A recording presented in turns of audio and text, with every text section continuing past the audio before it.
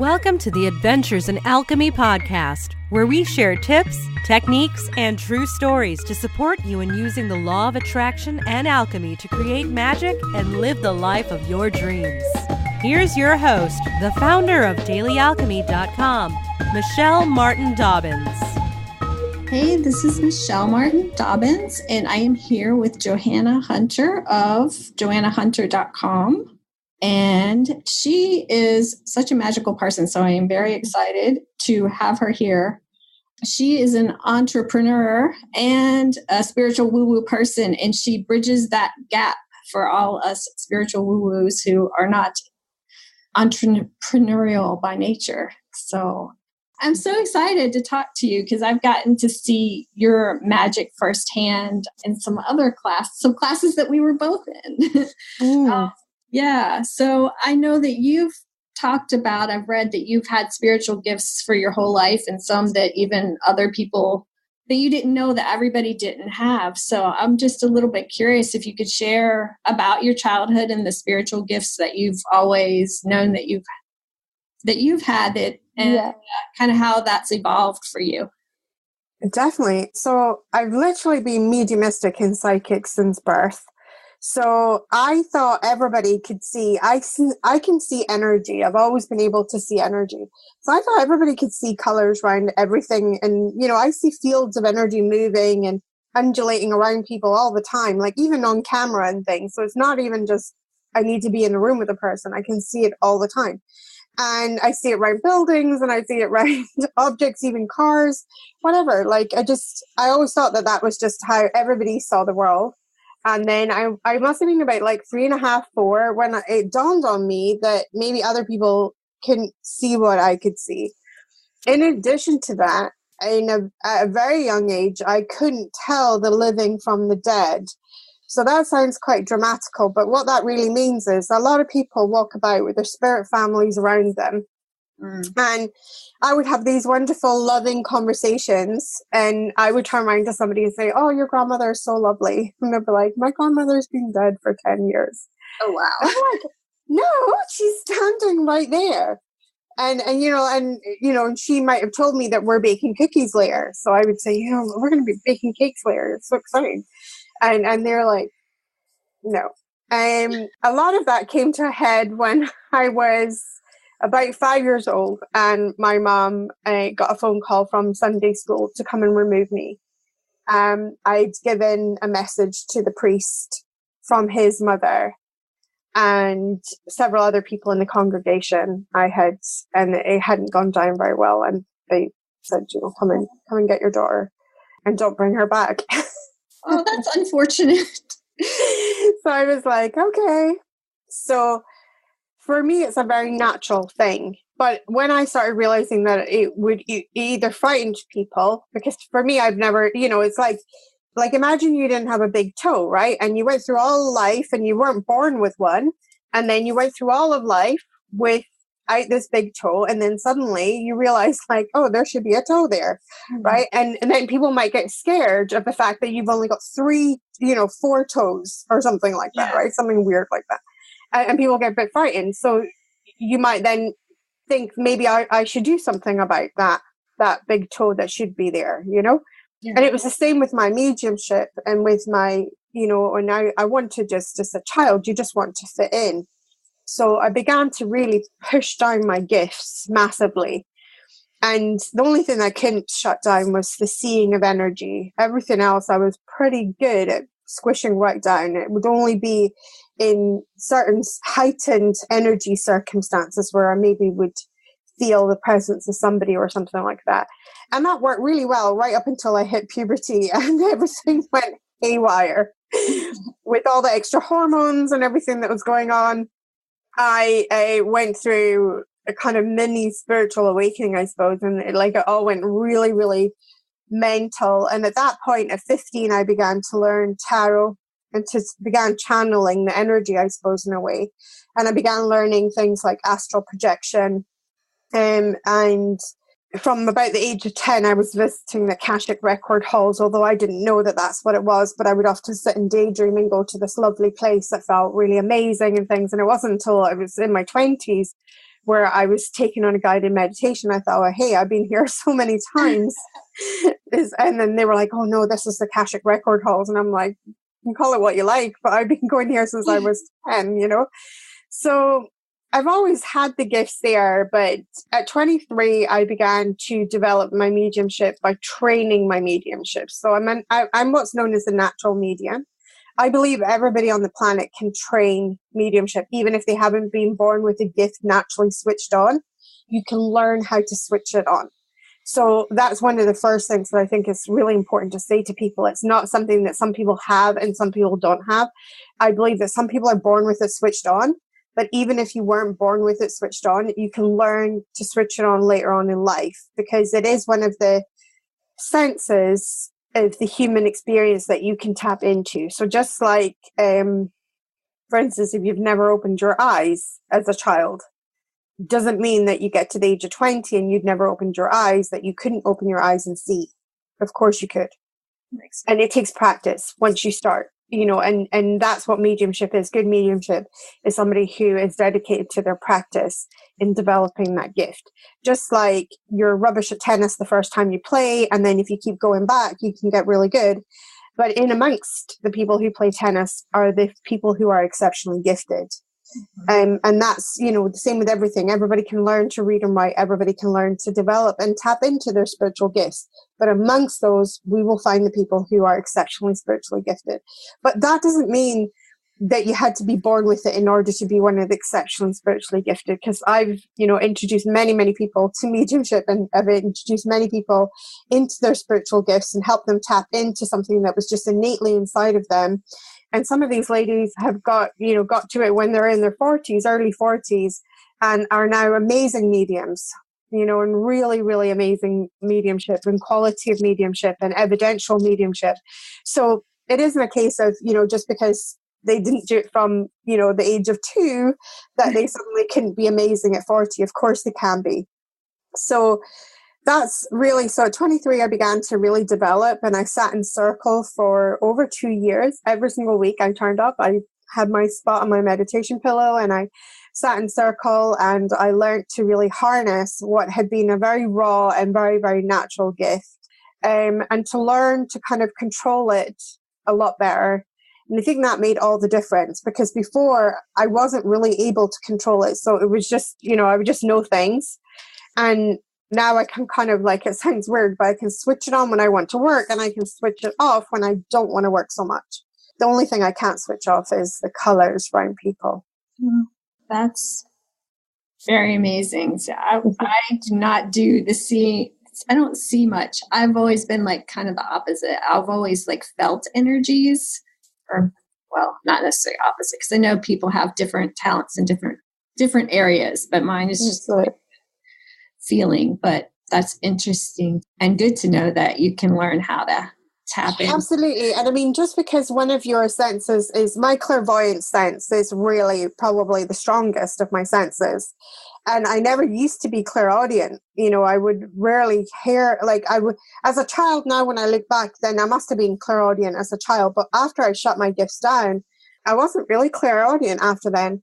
But that's something that I've been able to reawaken and reopen is the clairaudience. And I've been in, you know, I've helped many people really open the clairs that are not very open for them. So what you're describing is that you're very clairsentient, which means that you clearly sense energy and spirit. If you get knowings, like really, really strong knowings, that's known as claircognience. So that means that you have clear recognition, which is where cognience comes from. So it's, and a precognitive is somebody who is having prophecies or the gift of prophecy. And that was something that I had a lot as a child. I had a lot of claircognience, and things like that would come, you know, I would see scenes happen in my mind, and then, you know, a couple of days later they would be like playing out, and I would be able to finish the people's sentences and stuff, and it would feel a bit like Groundhog Day. I thought, oh, I've seen this before, you know. And, and people describe that as deja vu. And that's children who experience a lot of deja vu. Well, it means that their energy centers are very open to what I call the unseen world. Now, the unseen world is actually the larger of the two worlds. We have the seen world where we think that's reality and we think that that's the solid world. But then we have the unseen world where the unseen world is basically much larger. So everything that we experience in life once lived in the unseen world. So for instance, if I take my iPhone, for instance, somebody had to think about that first. And the minute that they thought about that idea of it, it was born and birthed into the unseen world. And when that idea started to gain mass and matter, the more attention that was given to that idea, it began to gain mass and matter. And there's like a membrane between the unseen world and the seen world. And when that appeared into the physical world, we see it as, well, somebody made that, so that's how it appeared. But actually what happened is it gained so much mass and energy in the unseen world that it came through the barrier and landed in the seen world. And yes, we have physical steps that we took to make that happen. But the thing is, if you look around where you're sitting, nothing that your eyes fell on did not once upon a time exist in the unseen world first. It all existed in the unseen world first, which is what's so cool. Yeah.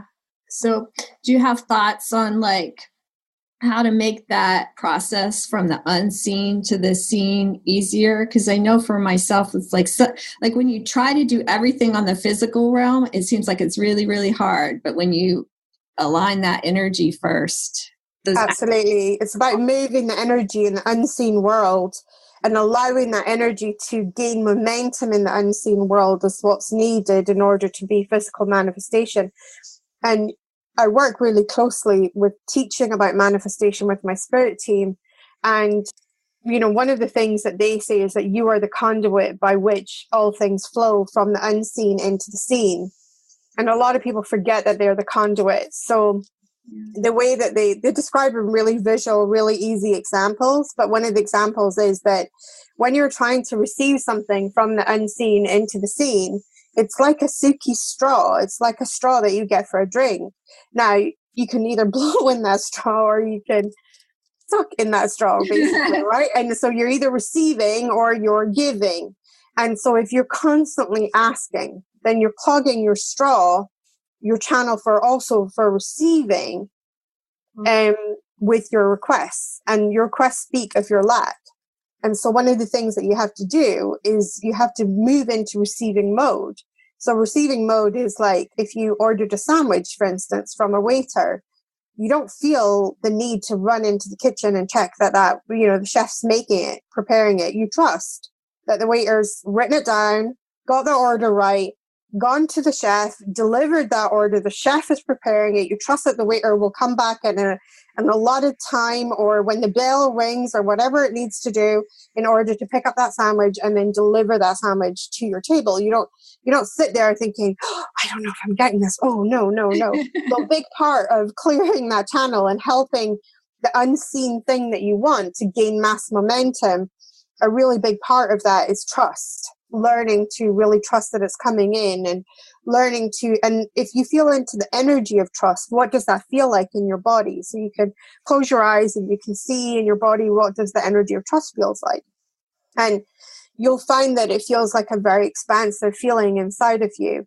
And unfortunately, most people are trying to manifest from a very tight, restricted, contracted feeling. And of course, what they're doing is just like that Suki straw. Imagine tightening your hand over it. Now you're really blocking what can come up or down that straw, really, because your own energy is so tight. So your energy needs to loosen. And trust is what helps to loosen the process and be like, I trust that this is coming. I know that it's coming 100%. And then be open and available for receiving. Because many people, that's the hardest step is not actually the delivering of the thing that you want, it's the allowing of the receiving.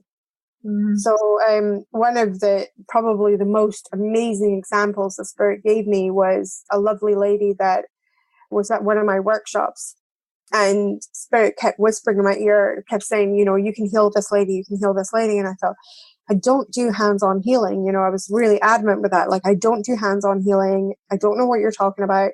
But they were really persistent. And I thought, well, if I don't really do what's asked of me, they're probably going to be bugging me for the rest of the night. So at the end of the workshop, I said to another woman who is an amazing healer, I said, Spirit says that I can heal this other lady.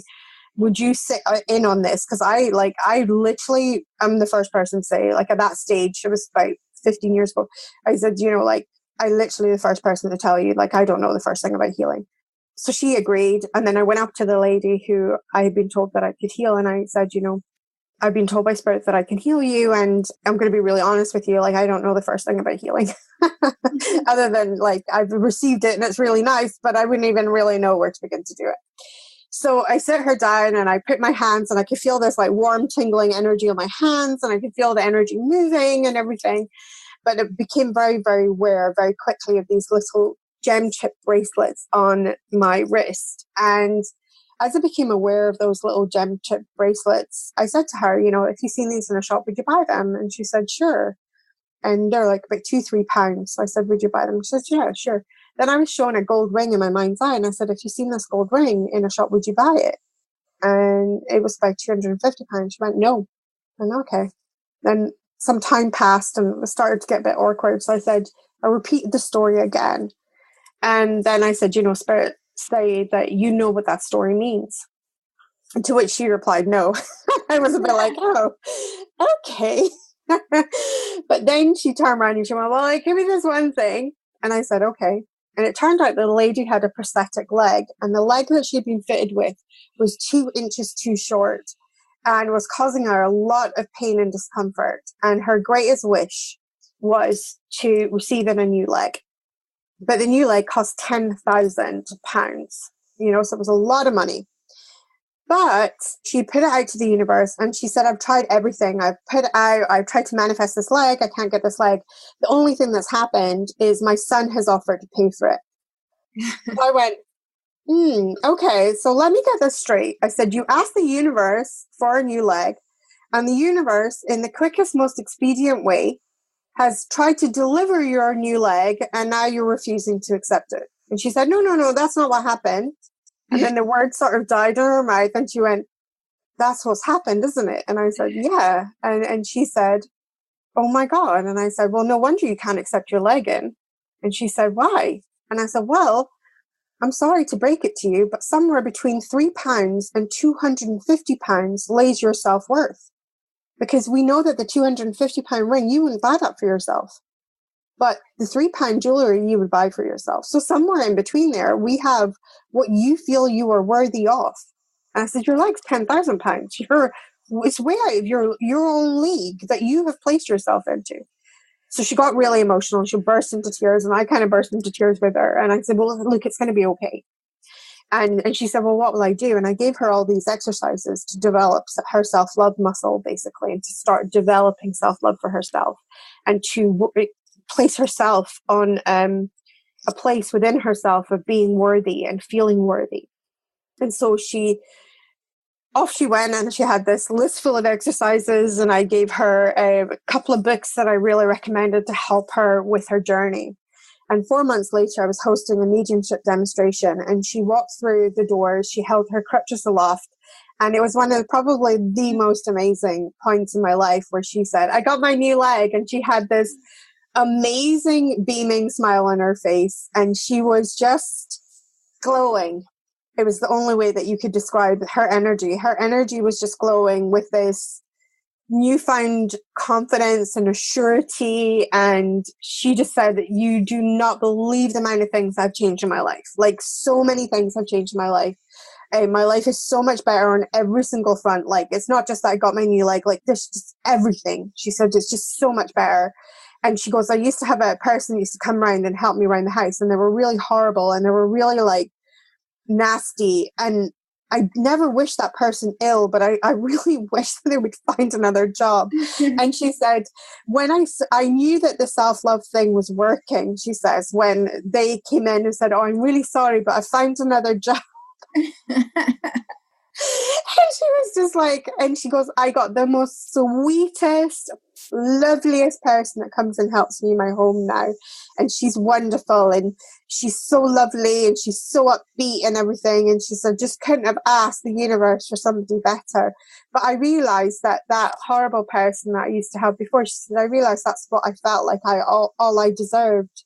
Mm-hmm. And when I started valuing myself, I can see the shift that I made, and I obviously deserve more because I believed that I deserved more. So I got this other person in, and it was just a wonderful example of how we often reject the delivery. The delivery comes and then we're not open.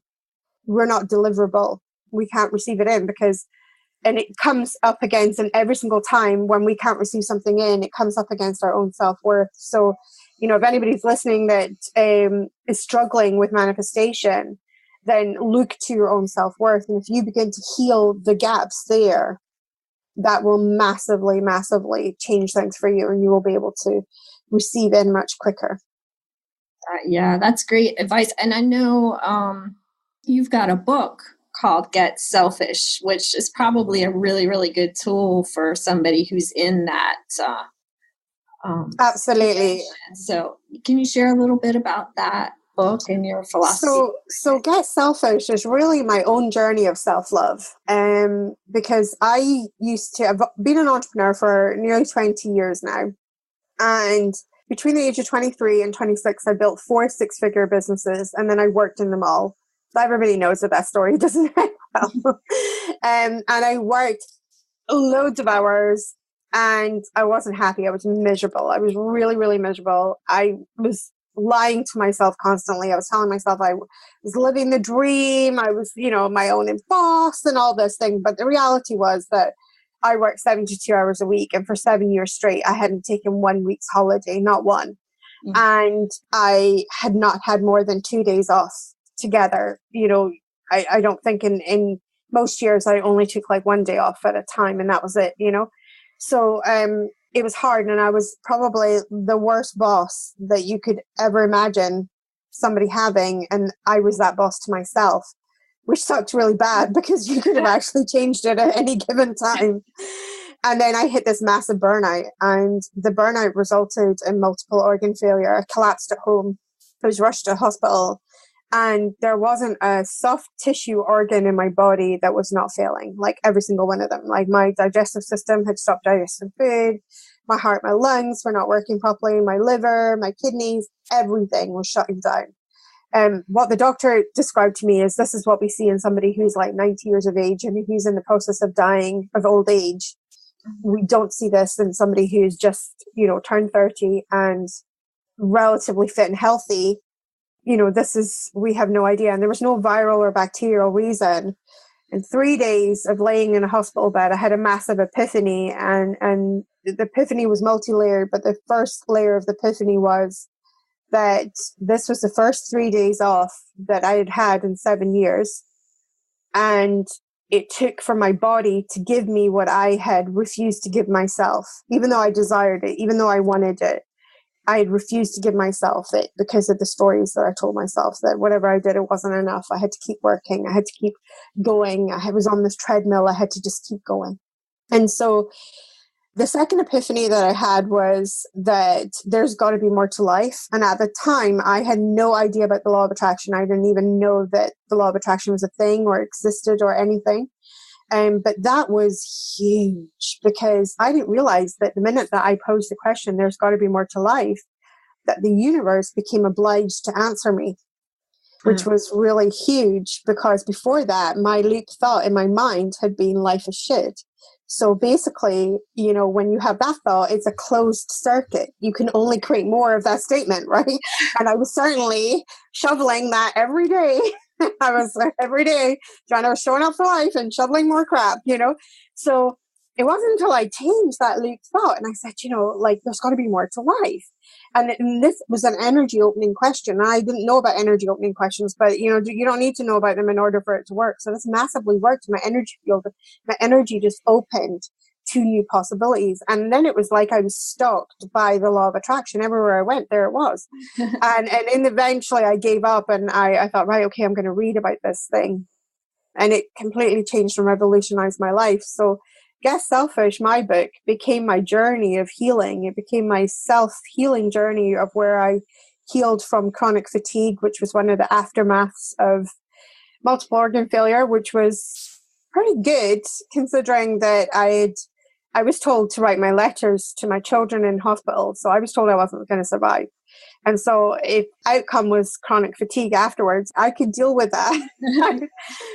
That was better than not being here. So I was like, okay. And I just began using the law of attraction to heal myself. But I also began realizing very quickly that self-love had to feature. And I didn't know the first thing.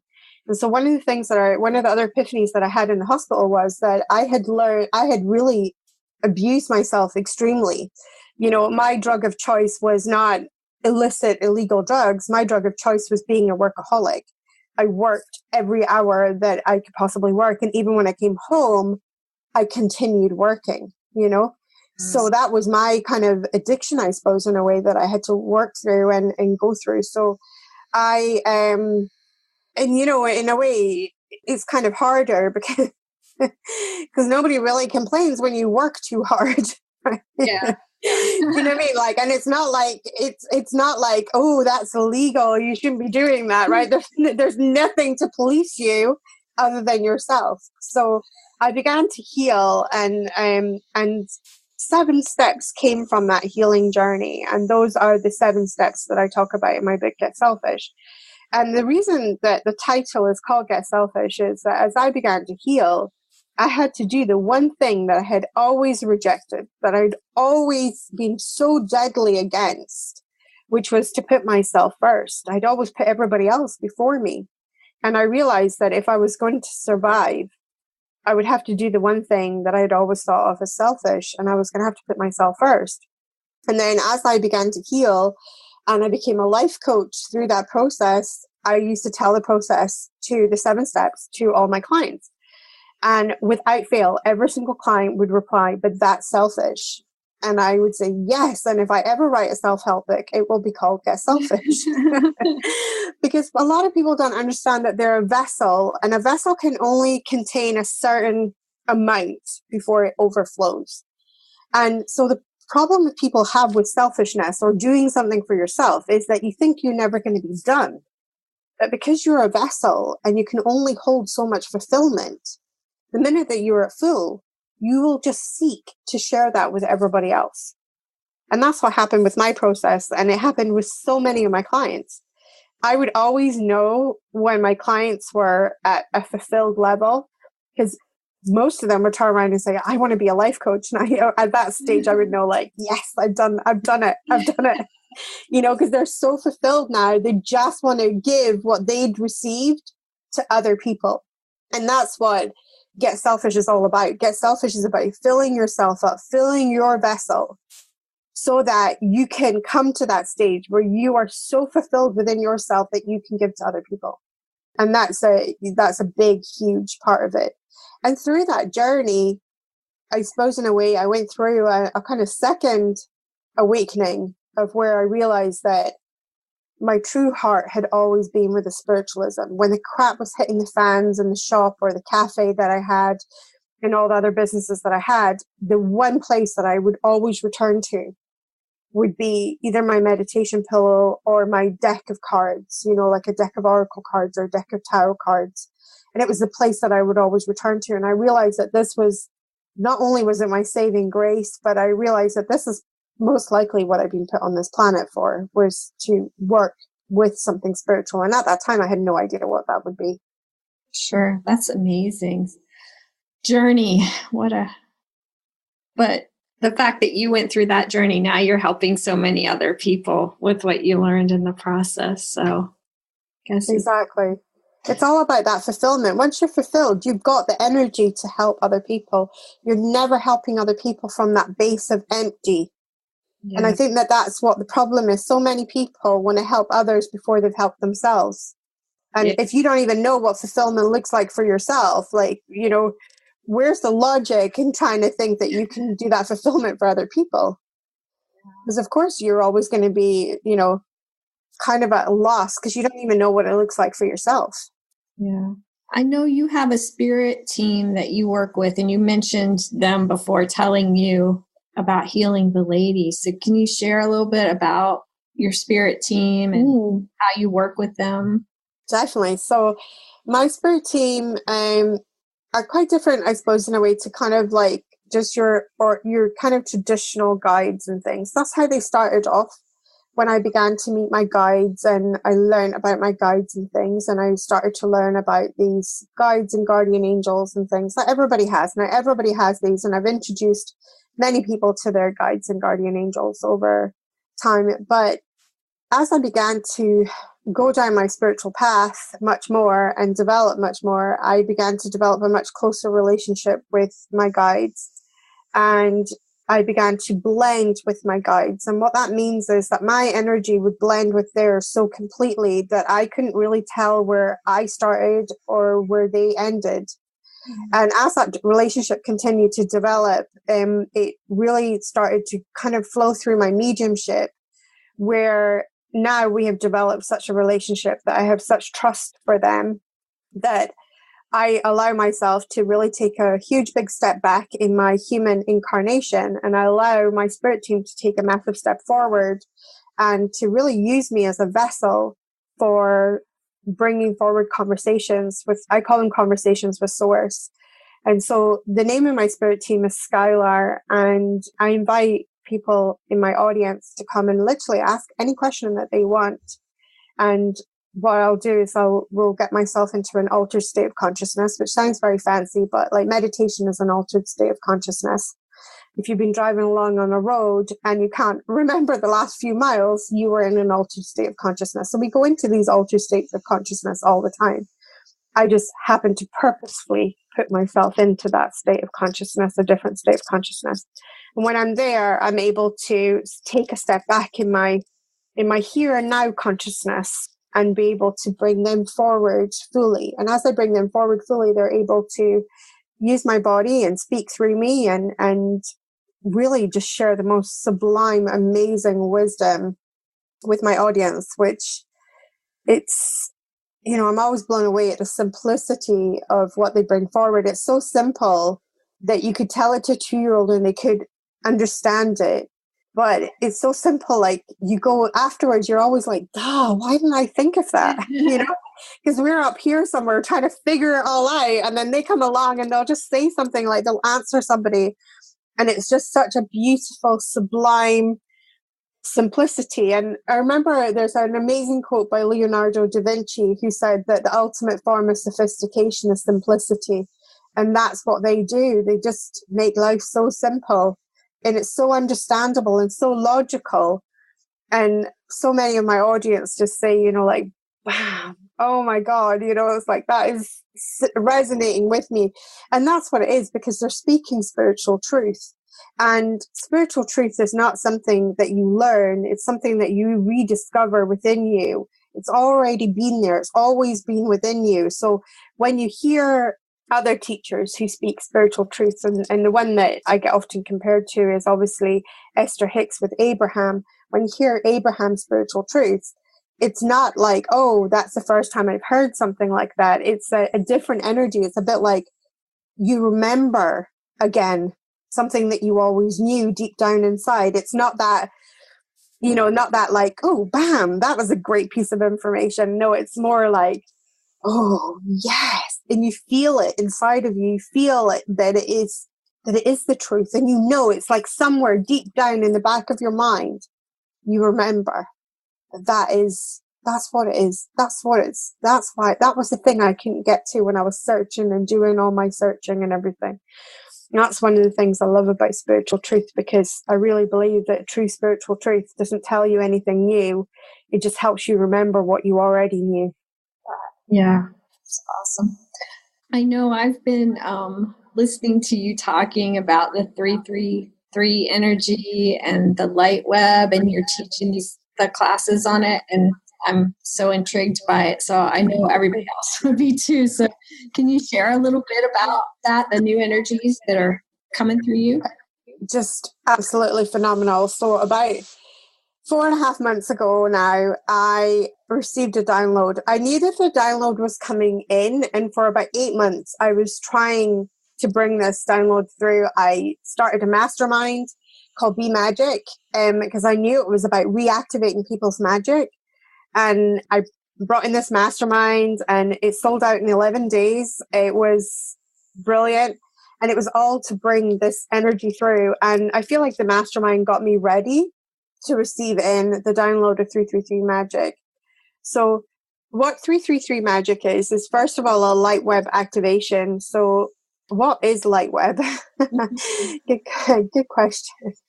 So what is Lightweb? Well, Lightweb is basically like a web of light that connects everything in the cosmos, like everything. And once you become Lightweb activated, you can access that web of light. And it's a very high vibrational web of light. And it's like a super highway. So if you imagine the way synapses in a brain work, we have these nodules and then we have the little ganglia, which is the little synapses that link to the other nodules. Well, the light web's like a giant version of that, but it's almost like the brain of the cosmos. So once you tap into that and you're activated to tap into that, and I call it a soul-based technology because that's what it is. It's a technology. Once you tap into that technology, it really your life becomes magical, and you become more empowered. You see things before where you would have seen them from a lower level. You now observe life from a much higher level. And because you're observing it from a much higher level, you can see much more.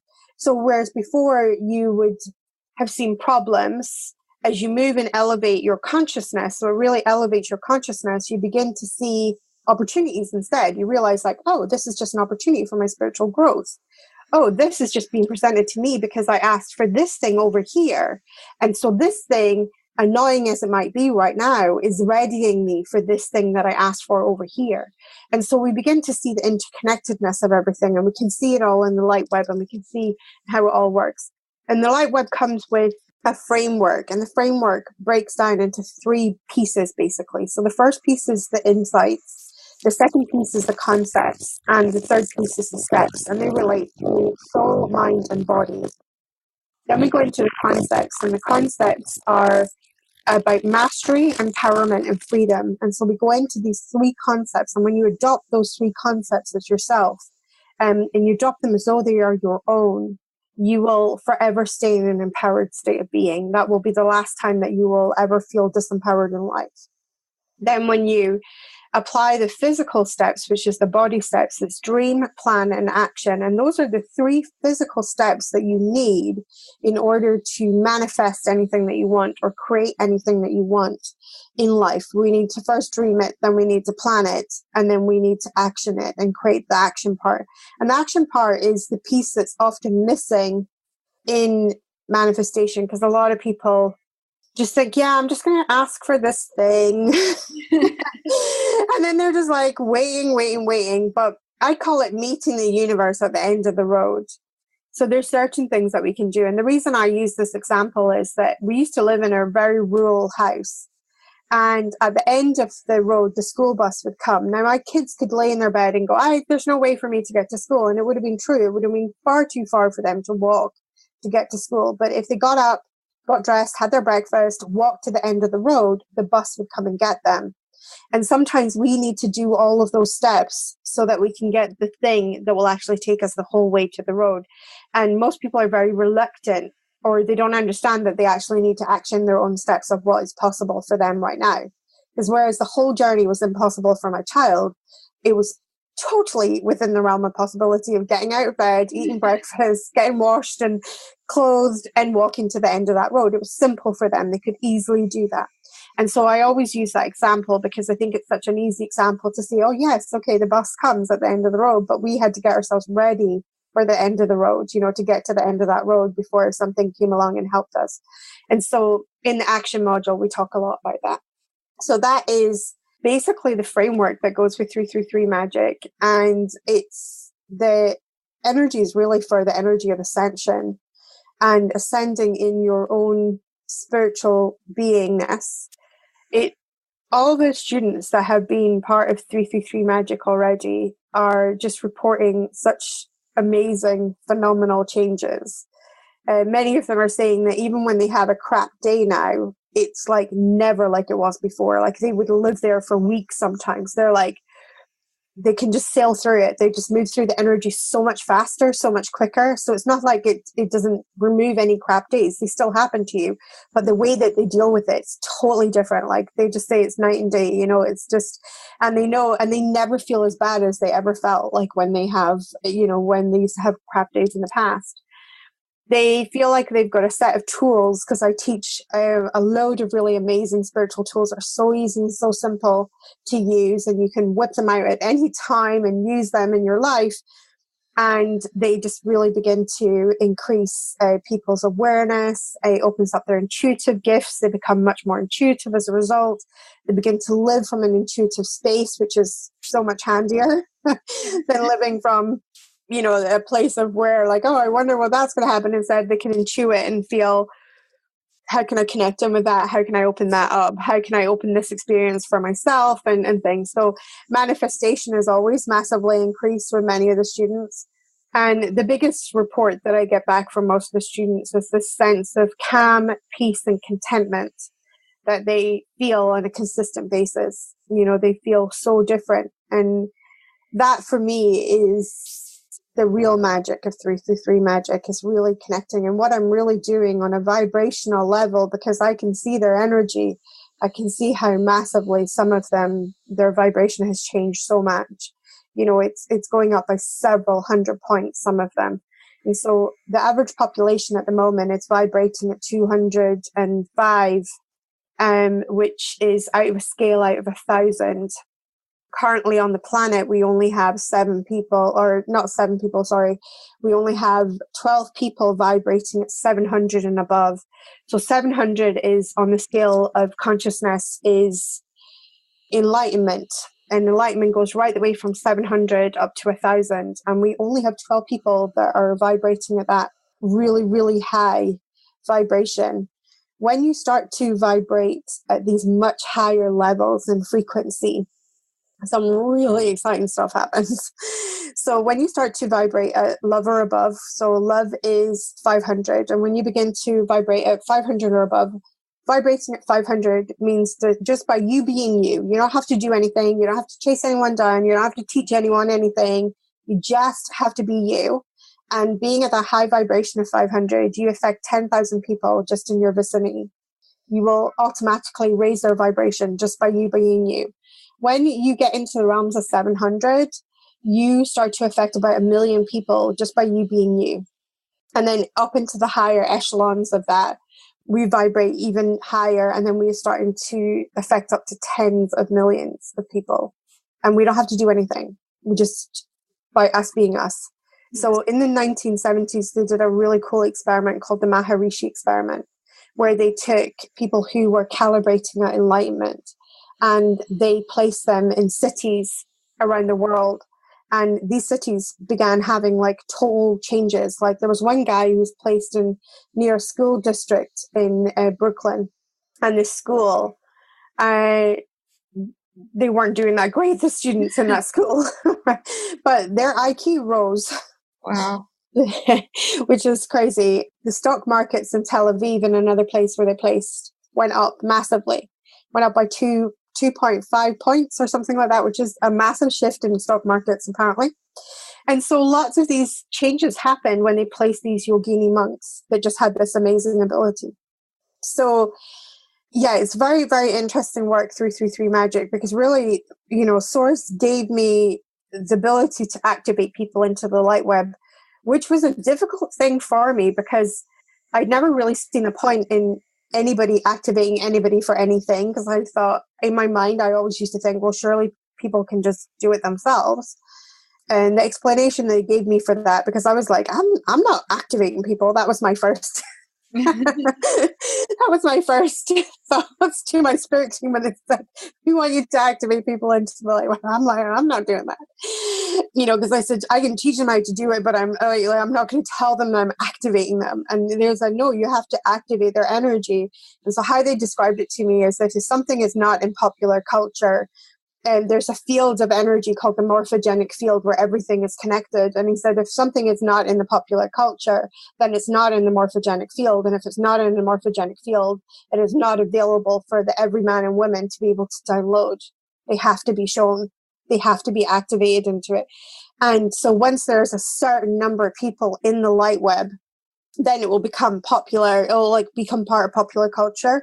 And then other people will just be able to tap in and be able to pull the energy through that way themselves naturally. But up until that point, when there isn't enough people in the Lightweb and using the Lightweb, then it needs somebody to help them to activate. So that made sense to me a lot and made me feel happy about doing the work that I'm doing now. But just, and that was before I even introduced anybody to the Lightweb. So I had no idea really what was going to happen, how it was going to affect people or anything. And the results have just been crazy. I mean, just what people are saying and how much their lives have changed. But I think the biggest thing that makes me so proud to do this work for Source is because it's so humbling to know that these people have now got a toolbox that they can go to. Doesn't matter what's happening. It doesn't matter what's going on.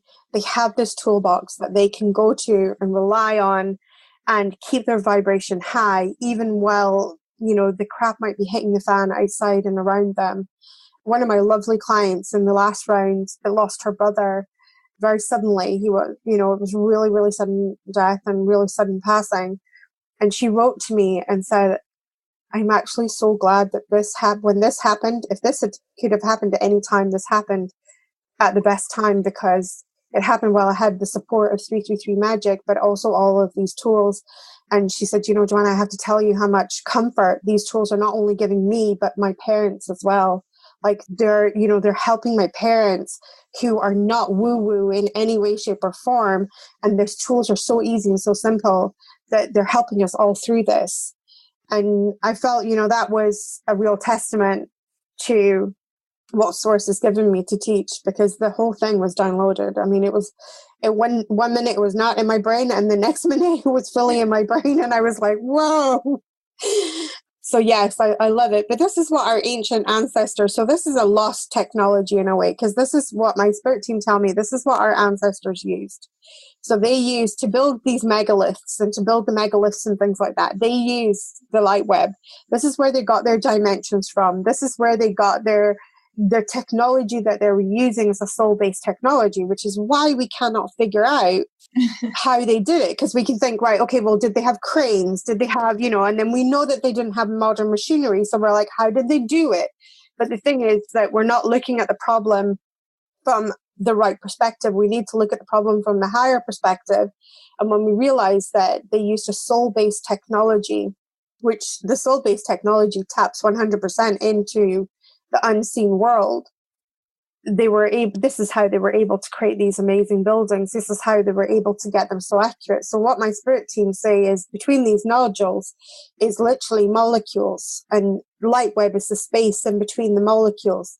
So the accuracy of these buildings are not accurate to a millimeter, they're accurate to a molecule. Wow. That's what they've said to me, and it makes just so much sense. Yeah. And they use the soul-based, and in the past, one of the things that's happened with Lightweb, and one of the reasons that I've been now asked to teach this and to share this message with the world, is that Lightweb never used to be for every man, woman, and child. It used to be just for certain people that were at a certain level of energy. So they had to be at a very high frequency of energy. And then many of them had probably sat in meditation since childhood right the way through. And then, they would eventually be able to access this technology. And this is why, in ancient Egypt, for instance, the architects were buried with such pomp and prestige and everything like that, because they were literally like spiritual gurus. They had a skill that other people didn't have, because they were accessing a technology that most people weren't high enough vibration to access. What has happened over the years, and it's a damnedest thing, but this is what my spirit team has said, is that once they started to see the evolution of the internet, they were looking at the internet and they were thinking, hey, we have one of those. And they were seeing how it had changed the face of technology and how it had completely revolutionized, and now how it's so commonplace for a computer or for somebody to be able to connect in with the internet. But then all this exchange of knowledge is happening. And they were thinking, hey, we had one of those, but we don't have that many people on it because there's not that many people vibrating that high. So one of the things that they began doing massively is upgrading the energy that holds the field of the light web. And they began to massively upgrade the energy. So things like the popularity and the rise in popularity of yoga and meditation, these are all methods that Source have used to upgrade the light web and to bring the consciousness, or to, change and shift the consciousness so that more people can access this. So now you don't have to be at this super high level. You don't have to be like almost at enlightenment before you can access Lightweb. You can be at a lower level of consciousness and then use Lightweb to actually catapult you into a higher level of consciousness, which is really, really cool, which is one of the reasons why they want me to teach it, to get more people, because they know the more people that are using Lightweb and connected with Lightweb, the more the consciousness of the planet begins to rise. And so then it's going to make it easier and easier for other people, correct? Eventually, in my kids' generation, it will probably be like, oh, Lightweb is just what everybody uses, isn't it? Because they're like, oh, internet's just what everybody uses. And I'm like, no, we had dial-up connection. We had all that stages before. It's just ended up on one of these, Right. So, and it's the same, it will be the same, and it will just help to upgrade the consciousness of the humanity. And it's really if you want an answer, you can go to the Lightweb. If you want to know how to do something, you can go to the Lightweb. If you want to invite an energy into your life, you can go to the Lightweb. You can literally use it for anything. There's nothing that I have found that it cannot be used for. I've been, and even though, I've gotten over my healer, I'm not a healer.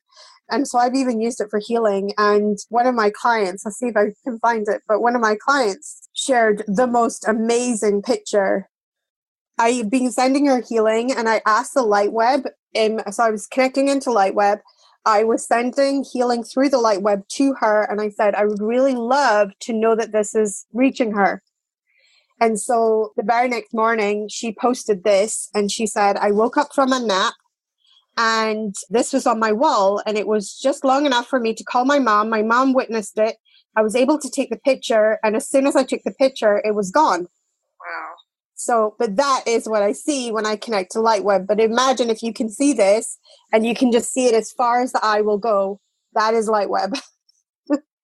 So it's just incredible. And literally, when I seen it, it was just, to me, that was just proof positive that this is a real energy. This is a real thing. So if somebody wants to get activated, they should sign up for the 333. That's 333 Magic course. Yes. So the 333 Magic course, you get the framework, you get the toolbox, you get meditations in there, and then we do Lightweb activations. And the next round for that course is, at the moment, we've just had 2 rounds. So the next round enrollment starts in September, and then 1st of October is when we start off, and 1st of October will be the Lightweb activation on the 1st of October for that one. So they can go to your website though and get on your list, and then they'll know, because you'll absolutely, yes, absolutely. If they get on my list, they can get to know. So it's just to go to joannahunter.com, and then they can get on the list there as well. I do have another program that is part of, so Lightweb is part of a bigger it's part of 3 sets of programs, basically. So they're called the 396 pathway. It's really just a spiritual pathway. There's many different pathways. And this is just a spiritual pathway to higher form of consciousness. So the first part of that is a new membership that I've just opened. In fact, it just launched today. It's called 111 Magic, and it's all about exploring your spiritual side in a really safe environment. It's just a monthly, you're not tied into anything. You can leave at any time. So you just a monthly subscription. And I'm super excited about it because I'm bringing some really amazing teachers in to help me in the community as well. And it's just learning to develop and explore your soulful spiritual mindset side. So it's really mindset, spirituality, and the soul all in one area to kind of help you explore that. There's some great energy courses in there as well in the thing. And then every month you will get a brand new course every month that we will launch in there as well, which I'm really excited about. And that is the 3 on the 396 pathway, because if you add all the ones together, you get 3. If you add all the threes together, you get 9. And then the final piece is if you've taken 333 magic, I realized very quickly when Source had given me this that this was a big job, because literally the job is to really activate everybody on the planet, and I can't do that as a single person. It's not a one-woman job. So I realized very quickly that I would need to teach other teachers to be able to do a Lightweb activation and to be able to work with the framework and then to teach the framework onto other people, so that the Lightweb activation was only part of it. Because once you're activated into the Lightweb, but maintaining your connection to Lightweb, that is the piece where we need the framework to make sure that our vibration stays high enough to be able to continue to access into that form of consciousness. So in January 2019, I will launch my first round of the teacher trainer program, where I'll teach other people how to do a Lightweb activation, how to activate their people, how to work with a framework, how to develop a course that will be uniquely theirs, but the principles of the 9 steps of the framework and the principles of the divine laws, and then the principle of the Lightweb activation will remain the same, but they will create, through that course, they will create their own version of it, using whatever medium and modality that is their thing, right? So there's one lady that comes into my mind, and she uses her music. She works with her music. So she would use a framework, she would use learning the Lightweb activation, but then she would probably combine that in with her love of music. And so therefore she would probably become a Lightweb teacher for musicians. And somebody else, like for instance, another lady that pops into my mind that said, she would really very much like to do it. And she works with healing and nutrition. So she would develop a course that would work through the healing, and the nutrition would be the big features of her course. And she would then be a Lightweb activator for people who are maybe really resonating with energy healing or want to learn more about energy healing and things like that. So they would work more on the healing aspect of the Lightweb. So that's what I'm seeing and envisioning for my teachers, is that the course will be very unique in the fact that what they will take is they will take that framework and I will teach them that framework. But then through the course, we will develop their own individual course and how it's going to look. And then it can unfold into anything that they need it to be, but the principles will be the same. The Lightweb will be the same. The connections to the Lightweb will all be the same. But it's just showing the diversity, I think, of what Source is really envisioning for this. Because, many teachers can deliver one message, but it's how that teacher delivers that message that makes it stick in the student's mind or not. Yeah.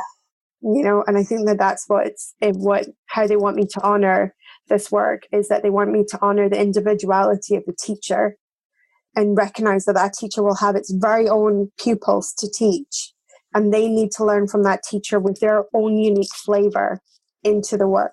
Like my students need to learn from me in the way that they learn from me. Somebody else would come along and say almost exactly the same stuff, and it just may not stick with my students because my students needed to learn from me, whereas somebody else might be teaching something and those students needed to learn from that person. Yeah, and we each have our own unique energy resonance that we can. Totally. Our own unique frequency.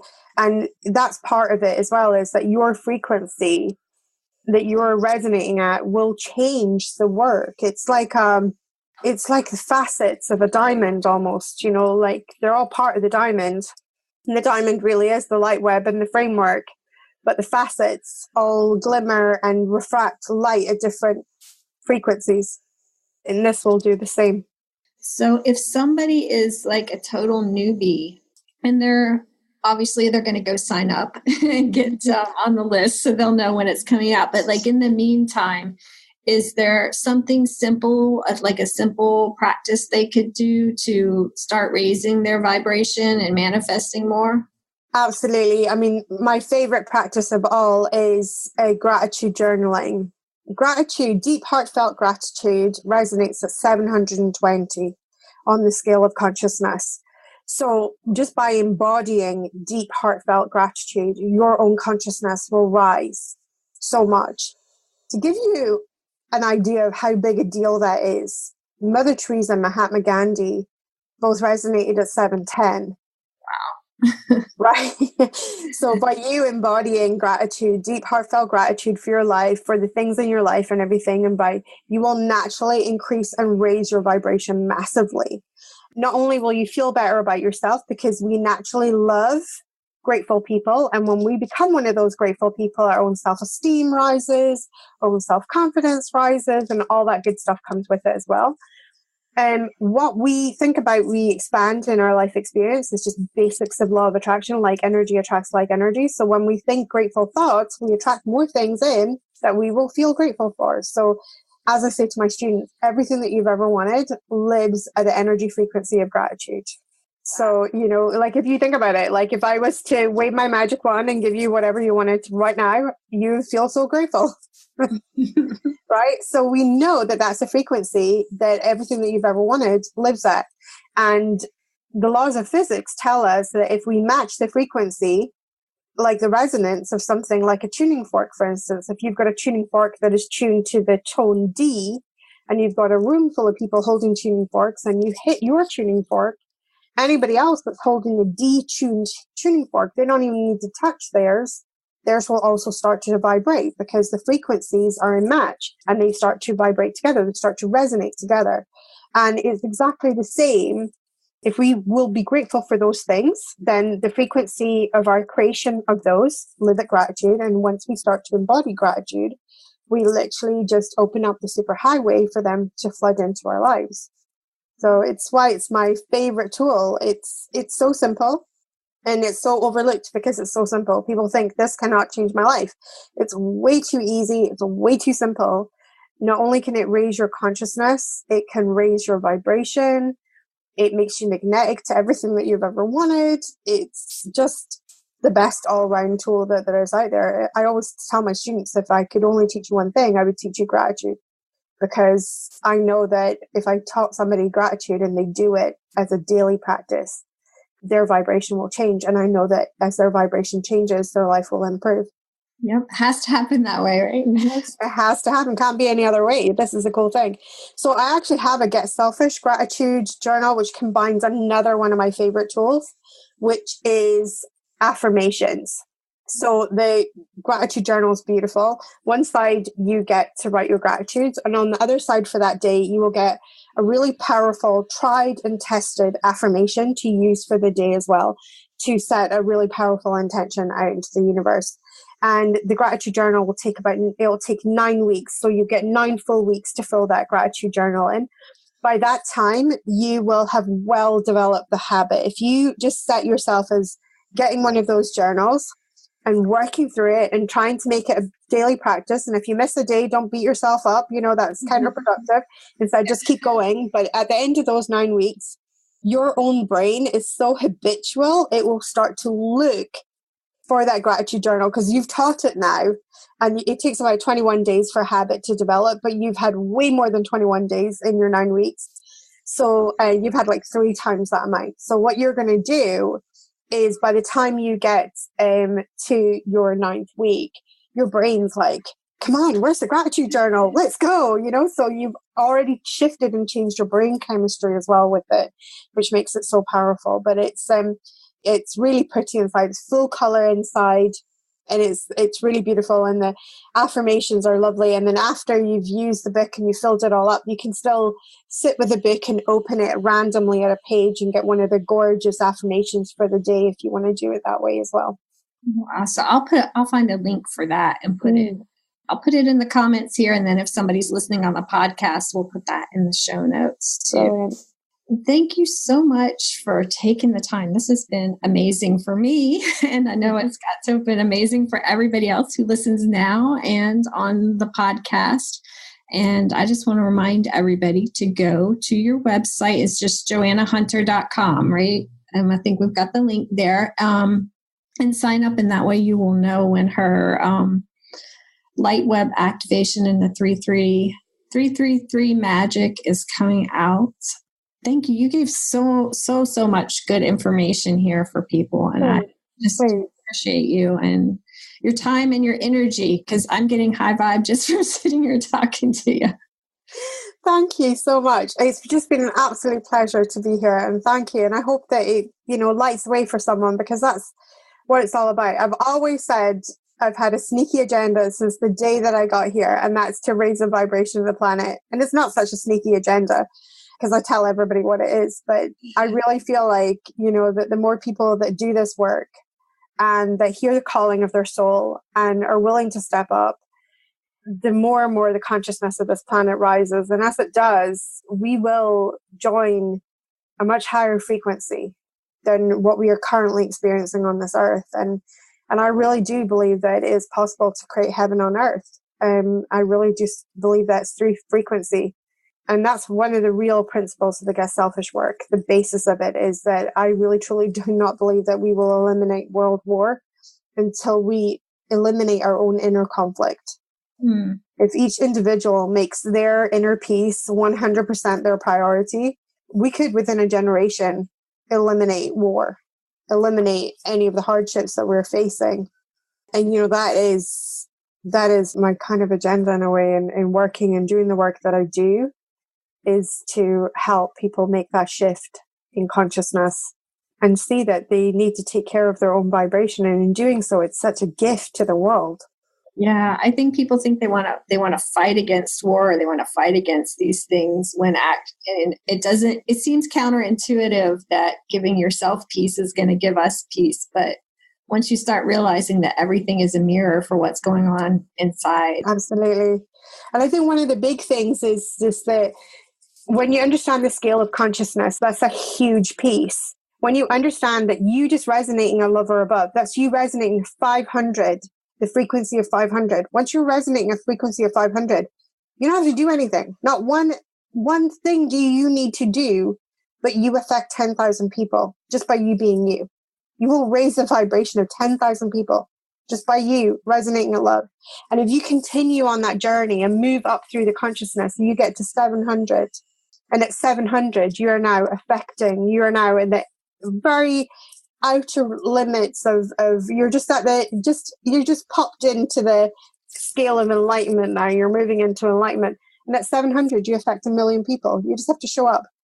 But this is the cool thing with this is what I call it, the energy, especially at 700 and above in those levels, you leave what I call legacy energy. And so Mahatma Gandhi's, my favorite quote in the whole world is, be the change that you wish to see in the world. That's legacy energy. That's legacy energy. He doesn't even have to be living, breathing, alive for me to feel his vibration and to feel that heightened vibration, because that's my favorite quote, because that's what I want to embody each and every day. I want to be the change that I wish to see in this world, and that's the power of raising your consciousness. And that's available to everybody. Isn't that exciting? Like, that's the most exciting thing ever. It's amazing that, we all have the ability to affect change on such a huge level in the world. And if we think we're not powerful, we're so wrong. Absolutely. I think, you know what? I think deep down in our souls and deep down and right into the roots of us, we do know that we're powerful. But I think that scares us probably more than the fact that we may not be powerful. Yeah. Because then it's kind of like, okay, the buck really does stop with me. I really could change this world. And I feel, the greatest gift that we can give is just to be willing to show up for oneself and to be willing to shine your best light, shine your brightest light, because that's what you leave for other people.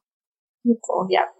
Thank you so much. That's a beautiful note to end on for everybody. And they can find you at the website and all the links in the show notes. And thank you so, so much for your time and your energy and all that you're doing in the world, because you're making a big difference. Thank you. You too. Absolutely. Thank you so much. Thank you so much. Goodbye, everybody. Would you like some help creating more magic in your life? I've got a ton of freebies and goodies for you. They're all tucked away inside my magical freebie vault. You can get free access, though. You just have to go to www.dailyalchemy.com/magical-freebie-vault. Again, that's dailyalchemy.com/magical-freebie-vault. And when you get there, you can just plug in your name and email and you will get instant access to all kinds of goodies. There are daily and weekly manifesting planners, the How to Shift Your Vibe in 5 Minutes e-kit that has audios and a workbook. There are moon manifesting planners and daily love lists and money trackers and all kinds of goodies right there. I didn't want to make you have to go to a bunch of different pages and sites and wait for certain freebies to come out. So I just took all of my freebies and put them in one place where you could just sign up one time and download any of them that you want at any time that you needed. So you can just head on over to dailyalchemy.com/magical-freebie-vault and download them today. Have a magical day. Thanks for listening to the Adventures in Alchemy podcast. Connect with me on thedailyalchemy.com or Facebook at facebook.com/Michelle Dobbins author. Join us next time for even more magical life tips.